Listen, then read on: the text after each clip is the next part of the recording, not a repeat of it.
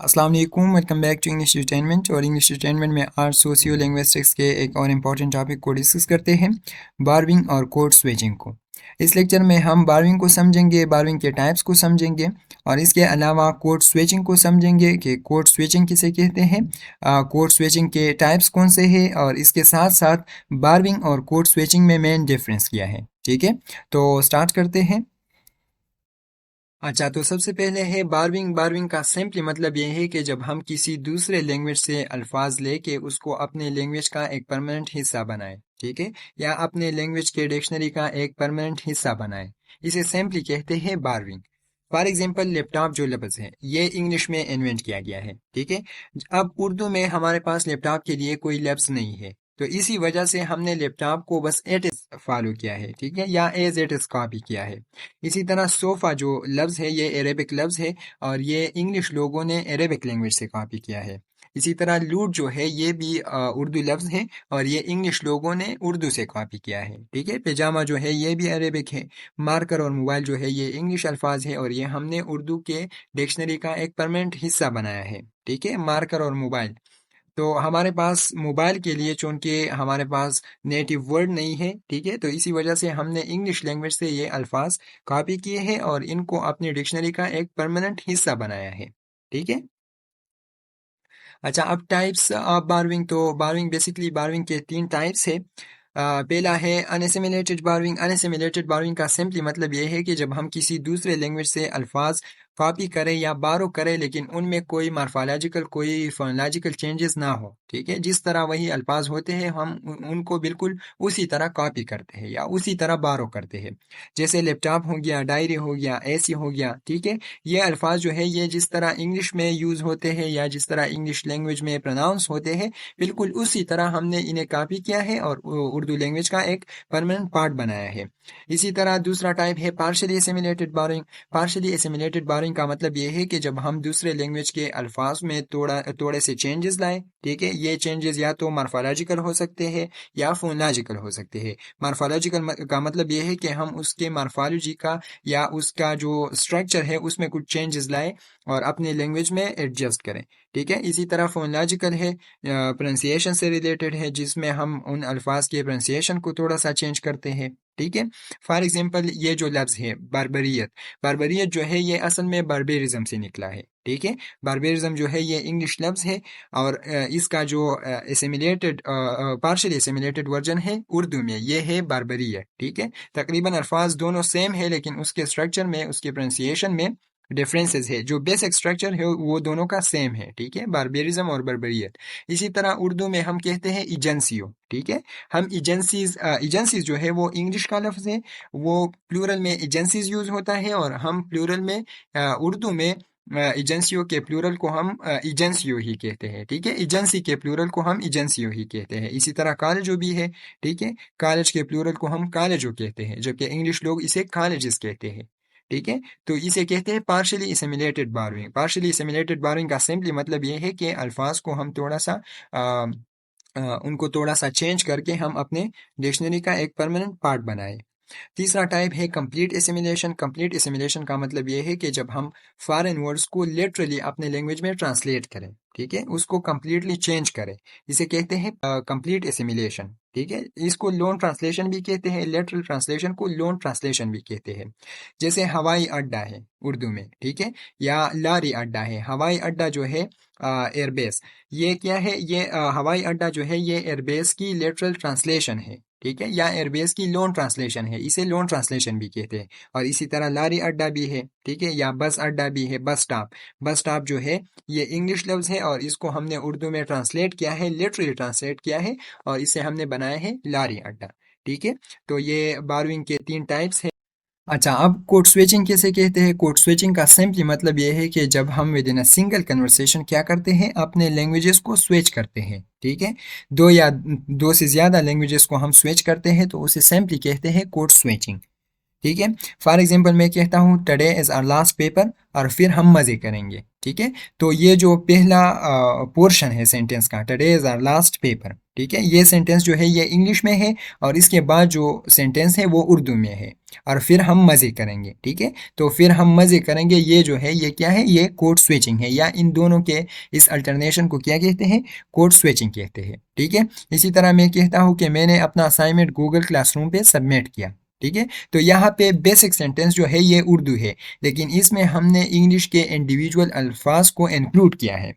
ठीक है, जैसे असाइनमेंट है, गूगल है, क्लासरूम है, सबमिट है, ये जो है ये इंग्लिश वर्ड्स है या इंग्लिश विकेबलरी है, तो इसको भी कोड स्विचिंग कहते हैं। ठीक है, ये फिर टाइप्स में आता है, एक को इंटर सेंटेंशियल कहते हैं, दूसरे को इंट्रा सेंटेंशियल कहते हैं, लेकिन बेसिक डेफिनेशन कोड स्विचिंग का ये है कि जब हम with in a single conversation क्या करते हैं, अपने लैंग्वेजेस को स्विच करते हैं। ठीक है, बैक एंड फोर्थ, तो इसे कहते हैं कोड स्विचिंग। अच्छा, अब कोड स्विचिंग के टाइप्स कौन से हैं, तो बेसिकली तीन चार टाइप्स है। पहला है metaphorical code switching. Metaphorical code switching का मतलब ये है कि जब हम अपने लैंग्वेजेस को किस लिहाज से चेंज करते हैं, टॉपिक के लिहाज से। ठीक है, जब टॉपिक चेंज होता है तो उसके साथ हमारा लैंग्वेज भी चेंज होता है। जैसे कि मैं कहता हूँ कि today we are going to discuss बारहवीं। ठीक है, और फिर मैं कहता हूँ कि यार आज सर्दी कुछ ज़्यादा नहीं है, तो ये क्या है, ये टॉपिक चेंज हो गया। ठीक है, तो टॉपिक की वजह से हमारा जो लैंग्वेज है वो भी चेंज हो गया। इस तरह के कोड स्विचिंग को कहते हैं मेटाफोरिकल कोड स्विचिंग। ठीक है, दूसरा है situational code switching. Situational code switching का मतलब ये है कि जब सेटिंग के साथ या पार्टिसिपेंट के साथ हमारा जो लैंग्वेज है वो स्विच होता है।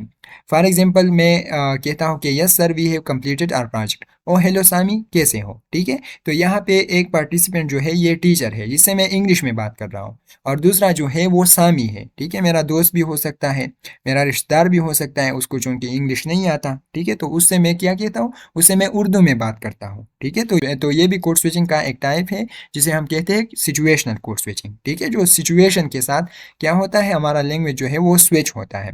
तो ये सेटिंग पे भी डिपेंड करता है और पार्टिसिपेंट पे भी डिपेंड करता है। ठीक है, तीसरा है conversational code switching. Conversational code switching का मतलब ये है कि जब किसी इमोशनल फैक्टर्स की वजह से, साइकोलॉजिकल और डिसेप्टिव पर्पसेस की वजह से हम अपने लैंग्वेजेस को स्विच करते हैं। ठीक है, इसका सिंपली मतलब ये है, फॉर एग्जांपल जब आपको मोबाइल पे कोई अच्छा सा मैसेज आता है, तो चाहे आप उर्दू स्पीकर हो, आप कहते हैं वाओ। ठीक है, इसी तरह आप कहते हैं यस, और अगर कोई बैड न्यूज़ हो तो आप कहते हैं शेट। चाहे आप उर्दू स्पीकर हो, ठीक है, आप उर्दू में यूजली बात करते हो, लेकिन जब आपको ये मैसेज रिसीव होता है या आपको कोई खुशखबरी या बदखबरी रिसीव होती है, ठीक है, तो आप कहते हैं वाओ, यस या शेट। तो इसे क्या कहते हैं, इसे कन्वर्सेशनल कोड स्विचिंग कहते हैं। ठीक है, और ये इमोशनल फैक्टर्स में आ जाता है। इसी तरह साइकोलॉजिकल भी है। साइकोलॉजिकल का मतलब ये है कि जब आपको अपनी बात मनवाने के लिए या आपको अपनी बात समझाने के लिए अपने लैंग्वेज को स्विच करना पड़े। जैसे कि मैं कहता हूँ कि यार बारहवीं का सिंपली मतलब ये है कि जब हम किसी और लैंग्वेज से अल्फाज कॉपी करें। ठीक है, तो यहाँ पे हमने एक बारहवीं का लफ्ज़ जो है ये यूज़ किया, सिंपली यूज़ किया। ठीक है, लैंग्वेज यूज़ किया और कॉपी यूज़ किया। ये जो है ये इंग्लिश अल्फाज है। बाकी जो बेसिक सेंटेंस है ये उर्दू है। ठीक है, तो ये मैं इंग्लिश में भी कर सकता हूँ कि फॉर एग्जांपल बारहवीं सिंपली मीन्स टू कॉपी और to inculcate the words from other language into our native language. ठीक है, लेकिन अगर मैं ऐसा कहूँ और सामने वाले को या सुनने वाले को ये समझ ना आए, तो मैं क्या करता हूँ, मैं अपने लैंग्वेज को स्विच करता हूँ। ठीक है, और मैं ज़्यादातर उस लैंग्वेज में अपनी बात को कन्वे करूँगा जो लैंग्वेज उस बंदे को समझ आता हूँ। ठीक है, तो इसे कहते हैं कन्वर्सेशनल कोड स्विचिंग। ये डिसेप्टिव मैनर्स के लिए, डिसेप्टिव पर्पसेस के लिए भी हो सकते हैं। जैसे अक्सर पॉलिटिशियंस जो है वो क्या करते हैं कि वो जहाँ जाते हैं तो वहाँ की नेटिव लैंग्वेज में वो अक्सर कुछ सेंटेंसेस बोलते हैं या एटलीस्ट सलाम दुआ करते हैं, तो इसे कहते हैं, क्या कहते हैं, डिसेप्टिव पर्पस। ठीक है, तो कोड स्विचिंग जो है ये डिसेप्टिव पर्पसेस के लिए भी यूज़ होता है। ठीक हो गया।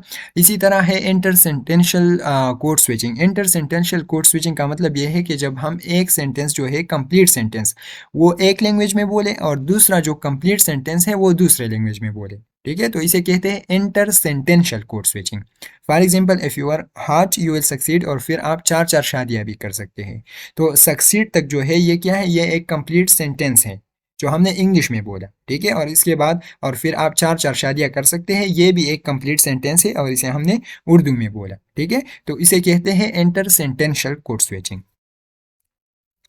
The last one is intra sentential code switching. Intra sentential code switching का मतलब ये है कि जब हम किसी दूसरे लैंग्वेज के इंडिविजुअल अल्फाज को या इंडिविजुअल वर्ड्स को अपने लैंग्वेज में यूज़ करें, अपने नेटिव लैंग्वेज में यूज़ करें, ठीक है। तो इसे कहते हैं intra sentential code switching. For example ये न्यूज़ सुन के दिल गार्डन गार्डन हो गया, ठीक है। तो गार्डन गार्डन जो है ये क्या है, ये न्यूज़ जो है, सबसे पहला न्यूज़ जो है ये भी इंग्लिश लफ्ज़ है, इसी तरह गार्डन गार्डन जो है ये भी इंग्लिश अल्फाज है, ठीक है। तो इसको हमने क्या किया, अपने उर्दू सेंटेंस में इनकलकेट किया इंडिविजुअल अल्फाज को। इस तरह के कोड स्विचिंग को कहते हैं इंट्रा सेंटेंशियल कोड स्विचिंग, ठीक हो गया।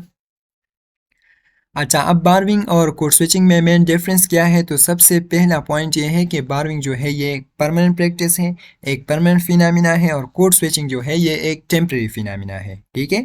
बारविंग में जो अल्फाज कॉपी किए जाते हैं या जो अल्फाज यूज़ किए जाते हैं वो अल्फाज जो है वो नेटिव लैंग्वेज का एक परमानेंट पार्ट होता है, ठीक है।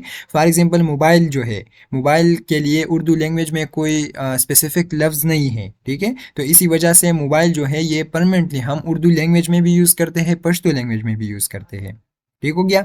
इसी तरह कोड स्विचिंग जो है इसके बरक्स, कोड स्विचिंग जो है ये एक टेम्परेरी फिनोमिना है, ठीक है। टेम्परेरी का मतलब यह है कि मैं इसे अपनी मर्ज़ी से करता हूँ। अब मैं उर्दू में बात करता हूँ, थोड़ी देर बाद शायद मैं उर्दू और पश्तो में बात करूँगा, थोड़ी देर बाद शायद मैं उर्दू और इंग्लिश में बात करूँगा, ठीक है। तो ये एक टेम्परेरी फिनोमिना है। बारविंग जो है ये परमानेंट है और कोड स्विचिंग जो है ये टेम्परेरी है, ठीक है। इसी तरह दूसरा पॉइंट है मोनोलिंगुअलिज्म एंड बाइलिंगुअलिज्म। बारविंग के लिए बाइलिंगुअलिज्म ज़रूरी नहीं है, ठीक है। फॉर एग्जांपल जो जो जो इलिटरेट लोग होते हैं या जो अनएजुकेटेड लोग होते हैं, जो मोनोलैंग्वेज होते हैं, जिनका एक लैंग्वेज होता है, वो भी जो बारोड लफ्ज़ अल्फाज है वो यूज़ करते हैं अपने लैंग्वेज में, ठीक है।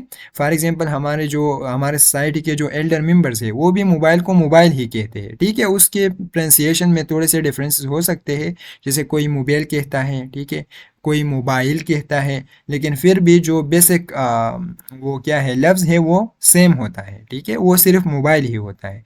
तो बारहवीं के लिए बाईलिंगुअलिज्म और मल्टीलिंगुअलिज्म की ज़रूरत नहीं होती, ठीक है। बारहवीं जो है ये मोनोलिंगुअलिज्म से हो सकता है। मोनोलैंग्वेज जो है ये भी बारोड अल्फाज को यूज़ कर सकते हैं। इसके बरक्स कोड स्विचिंग जो है इसके लिए बाईलिंगुअलिज्म या मल्टीलिंगुअलिज्म ज़रूरी है, ठीक है। मल्टीलिंगुअलिज्म इसके लिए इंपॉर्टेंट है। अगर आप मल्टीलिंगुअल नहीं है, आप बाईलिंगुअल नहीं है, तो आप कोड स्विचिंग नहीं कर सकते, क्योंकि कोड स्विचिंग जो है ये with in a single conversation आप अपने लैंग्वेजेस को स्विच करते हैं, ठीक है, with in a single conversation.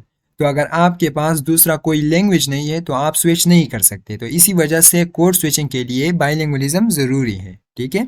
तीसरा पॉइंट ये है कि बारविंग जो है ये कलेक्टिव डिसीजन होता है, ठीक है।